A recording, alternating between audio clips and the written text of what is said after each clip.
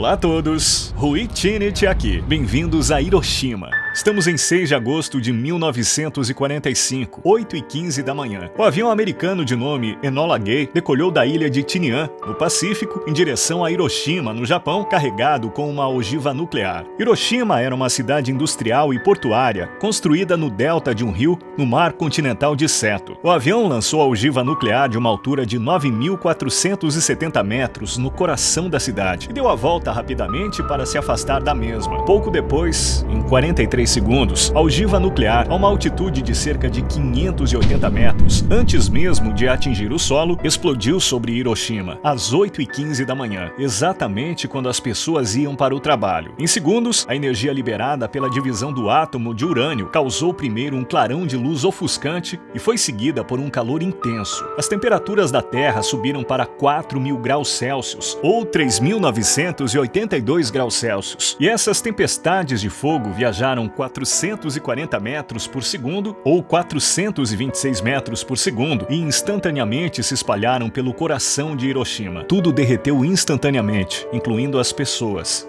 Cerca de 80 mil pessoas perderam suas vidas em apenas alguns segundos. Até os objetos sólidos mais duros se transformaram em areia. Uma nuvem em forma de cogumelo com 18 quilômetros, ou 17.983 metros de comprimento, foi formada. E, simultaneamente, quantidades incríveis de radiação foram espalhadas por todo lugar. Casas, escritórios, parques. A vida foi completamente apagada. 70% dos edifícios da cidade foram destruídos ou danificados.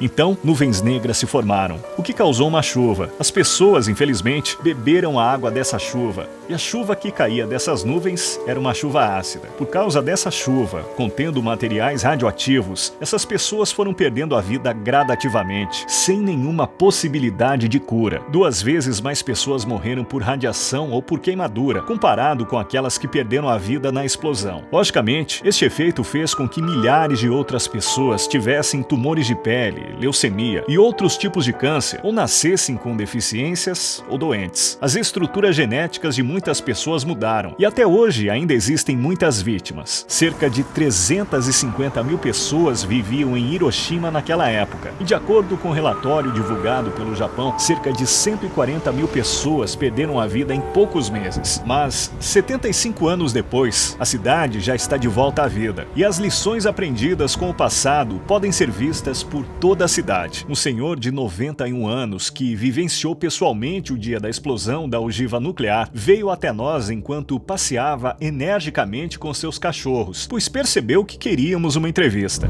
I was born here. You can see the tram over there. Yeah. Just the downside of the river, the mountain, have some military barracks. We have a military hospital. My father, he was a military doctor. At the day of atomic bomb drop, he wanted to go to the hospital. At the time of waiting for tram, he wanted to smoke. And just later the cigarette and tram came in. Cigarette is at that time so precious, so important, Yeah. so high price. He would like to let it off. Okay, I'll late. Wow. Very impressive. So the laziness of my father or cigarette helped my father's life and also me. My mother, she is a lieutenant. 8 in the morning in the summertime, so noisy. The birds or cicadas or some bugs, insects. But at the time of atomic bomb drop, and even the insect, even the birds know something. All silence comes here. She felt something wrong because normally so noisy. Hot humidity day in the morning, no birds singing, no insects calling. Yeah. So she felt something wrong. Then house is blown out. I was living here. I know what's happening. O que você acha dos americanos? Americans don't like to come here because they feel some guilty. But we haven't said American is bad. Yeah. We didn't say that. Os tempos mudaram. Half is our fault. One thing sure is my father and mother doesn't blame any Americans. Eles culpam a guerra. Us. So this is the reason I speak English. When the American army come here, English education is obligation. We have to learn. But when I was 9 years old, my mother insisted me to go to the cram school. So I said, Mom, I don't know what they're talking. I cannot speak even Japanese well. But my mother insists me speak English. Yes. Tears dropped her eyes and said, "Oh my poor boy. You know we lost the war. If you cannot speak, you want to be another loser? You want to lose again?" So this is the reason I speak English. Você fala muito bem, senhor. No, not for that. Quantos anos você tem, senhor? I was 91 or 92. I talk too much? Não. Okay, just wait a minute. Could you follow? This is my name card. My name is Asai. Prazer em conhecê-lo. This is my dog. Wow. O Domo Genbaku, que fica a apenas 150 metros do centro da explosão, foi construído com uma sólida base de concreto para evitar que desabasse em caso de terremoto. Foi um dos poucos edifícios que permaneceram intactos, mas apesar de sua forte estrutura, todos que estavam lá dentro foram transformados em cinzas segundos após a explosão. E no Museu Memorial da Paz de Hiroshima, existem exposições visuais e arranjos preparados com a tecnologia atual. Além disso, desde o que restou das roupas das vítimas, até as histórias pessoais das vidas perdidas. Todos os detalhes chocantes presentes estão aqui são suficientes para levá-lo de volta àquele dia. A chama que fica localizada no meio está queimando continuamente desde 1964. Ela continuará a queimar até que todas as ogivas nucleares do mundo sejam removidas e a ameaça nuclear seja completamente eliminada do mundo. O edifício Fukuromachi é uma escola primária que fica perto do local da explosão. Cerca de 160 alunos e professores perderam suas vidas aqui. Existem muitas ruínas dentro do edifício. E a apenas 100 metros de distância está a estátua de Sadako Sasaki. Aqui sua história. Felizmente, uma menina de 2 anos chamada Sadako e sua família ficaram ilesos quando a ogiva nuclear caiu a 2 quilômetros da sua casa. A família, feliz por não ter sido ferida fisicamente à primeira vista, enviou sua filha para a escola, assim como seus colegas, até 1954. Mais tarde, foi descoberto que a menina tinha um câncer no sangue, após cair repentinamente enquanto corria na escola e do aparecimento de estranhos inchaços no seu pescoço e atrás das suas orelhas. As pessoas do seu convívio disseram à menina que se ela fizesse 1000 origamis de garças, ela seria curada. Cheia de esperança, Sadako começou a dobrar os papéis com pressa, mas ela não viveu o suficiente para dobrar todas as 1000 garças. A menina, que tinha esperança em viver, fez 644 garças durante sua estadia no hospital. Depois faleceu. Hoje, crianças em todo o mundo continuam a dobrar o restante por ela. 1000 garças de papel já foram dobradas mais de 1000 vezes. Todas essas garças de papel são exibidas em torno deste monumento. E na Torre Orizuru, os visitantes podem fazer suas próprias garças de papel. Então, eu fiz uma e joguei do 12º andar. O papel que joguei se misturou aos sonhos da Sadako.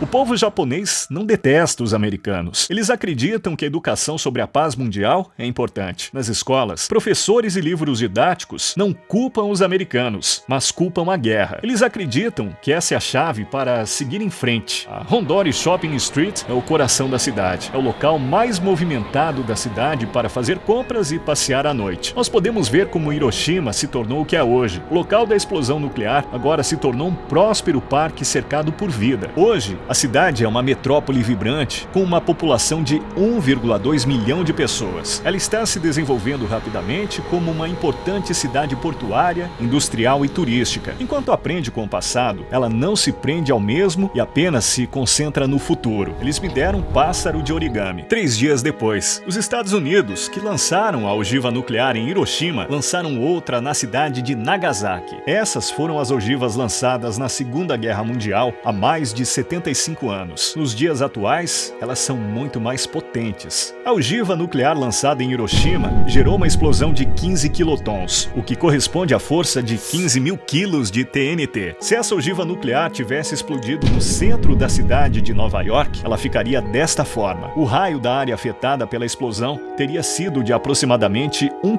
km. O círculo amarelo mostra o raio da bola de fogo que foi liberada como resultado da explosão. Dentro do círculo vermelho, a taxa de perda de vidas teria sido de quase 100% e todas as estruturas de concreto teriam sido completamente destruídas ou seriamente danificadas. A maioria dos estabelecimentos dentro do círculo preto teriam sido destruídos e haveria muitas mortes e ferimentos. O círculo laranja indica a área onde as queimaduras de terceiro grau causadas pela radiação iriam ocorrer. Mas o poder destrutivo desta explosão não é nada se comparado com o B-83, a arma termonuclear mais poderosa que existe no inventário dos Estados Unidos hoje. O B-83, produzido na década de 70, teria produzido uma explosão de 1.200 quilotons, ou seja, 80 vezes o tamanho da explosão ocorrida em Hiroshima. Isso corresponde à potência de 1,2 milhão de toneladas de TNT. Se tivesse sido lançado em Nova York, o raio da área afetada pela explosão teria sido de mais de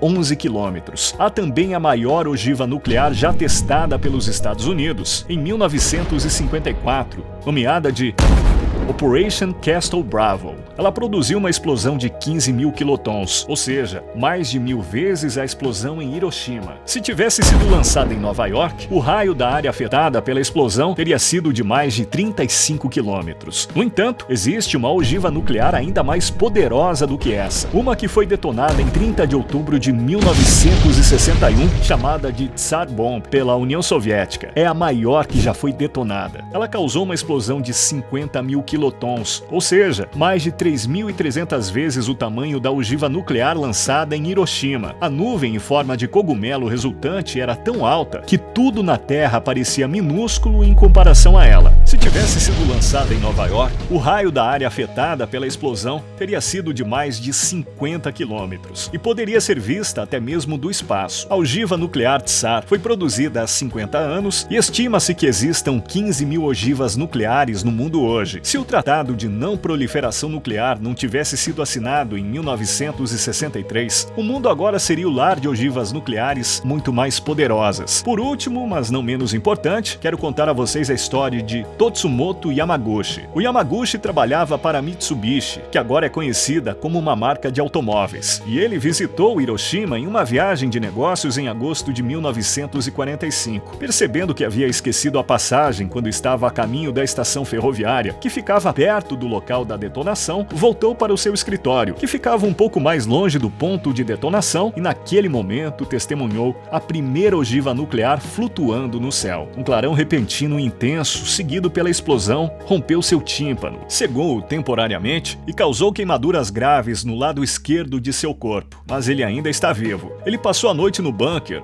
e não teve nenhum cuidado para os seus ferimentos. No dia seguinte, de alguma forma, ele se arrastou até a estação, deixou Hiroshima e voltou para a sua cidade. Ele acabou conseguindo algum tratamento para seus ferimentos quando chegou em casa. Apesar de estar gravemente ferido e fortemente enfaixado, 2 dias depois ele informou a Mitsubishi que já havia retornado de sua viagem de negócios a Hiroshima e que agora já poderia trabalhar. O fato de ele ter ido trabalhar como se nada de importante tivesse acontecido nos mostra a louca ética de trabalho japonesa. Você pode considerar Yamaguchi sortudo por ter sobrevivido à ogiva nuclear em Hiroshima, mas ele teve azar de voltar para casa, Nagasaki. Enquanto contava ao seu chefe na empresa sobre sua experiência maluca em Hiroshima, Nagasaki foi atingida pela segunda e última ogiva nuclear que já foi lançada no mundo. Mais uma vez, ele se deparou com um brilho intenso, viu a explosão e sobreviveu para voltar ao trabalho. Obrigado por assistir ao primeiro vídeo que eu gravei no Japão. Mais 2 vídeos virão deste país incrível. Eu gravei vídeos no Paquistão,